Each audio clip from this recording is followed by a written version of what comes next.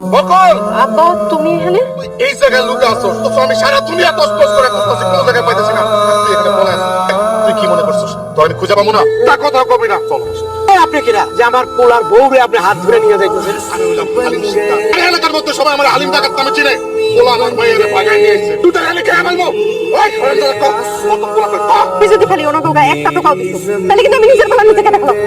না মামা মামা এই কাজটা করিস না মা না মা তাহলে তুমি পিস্তল নামাও। আমি তো শ্বশুর শাশুড়ি কিচ্ছু কমো না কিচ্ছু কমো না ওনারা আমার শ্বশুর শাশুড়ি ওরা তো শ্বশুর শাশুড়ি না আমার অনেক বিপদ ছিল তখন ওনাদের ছেলে আমার বাসায় এই বাড়িতে নিয়ে আসে আর ওনাদের কাছে পরিচয় দেয় যে আমরা বিয়ে করে ফেলেছি।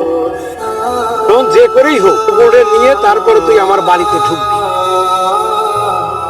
আমি স্বপ্ন দেখতেছি না তো? না তুই সত্যি দেখতেছিস। কাকাইতের বাড়ির মাইয়ারে ভাগায় নিতে আইছেন, আপনার সাহস তো কম না? ওরা কিচ্ছু করে না। চল দিনে তো বলে পালা যাবেন তুই কি চাইতেছেন? বিহারা কি বিধবা হয়ে যায়? কি বলছিস তুই না কেন? তাই না?